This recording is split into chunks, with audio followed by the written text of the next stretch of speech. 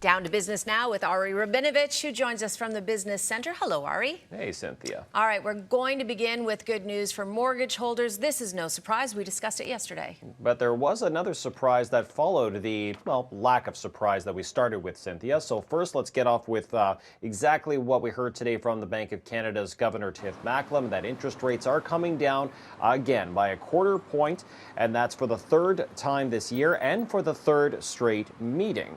Now, what was interesting was after the announcement, Governor Tiff Macklem spoke to the media and answered, well, amongst many other questions, about the future of rate cuts, because there's more meetings to come this year, including October and December.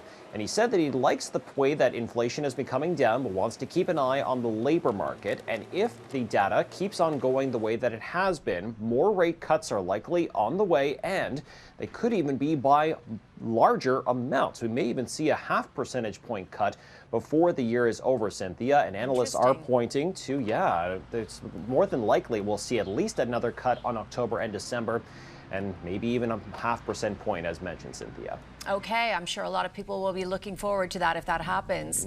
Now, Ari, a major automaker is pulling back on its plans to go fully electric, which is interesting because the push is to go fully electric. And it's hard to justify for a lot of these companies because it comes with a big cost, and it's not just the automakers that have to have a lot of investment, it's also the consumers, because electric vehicles are typically much more expensive than fully combustion engines or even hybrid vehicles. So Volvo did have ambitions to be fully electric by 2030. It's scaling back that plan and says that it plans to be fully hybrid by then, saying that it's going to take a little bit longer before electric becomes the actual future, but it is going to be the future, according to the CEO statement, Cynthia.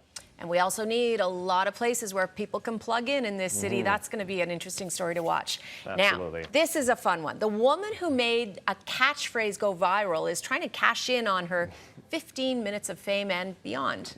I have trouble sometimes keeping up with these trends, Cynthia, but it is now a business story, so here we go. I don't know if you've seen this yet, but this is the, quote, very demure, very mindful video. We'll have a quick look here and a listen right now, Cynthia. Okay, I have not seen this.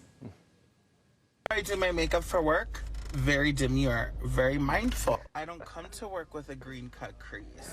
Okay, so you get the idea. It's sort of boasting about her makeup routine. But the thing is, a lot of people took this and ran with it with many parodies and spin-offs and tributes. So now the owner of the video, Jules LeBron, has submitted an application for a trademark patent on the term very demure, very mindful.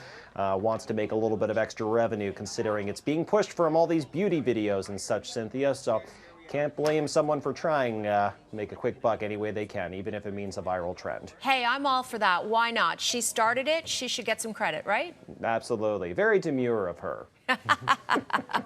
As always, Ari, so great to chat with you. We'll see you tomorrow. You as well. Okay.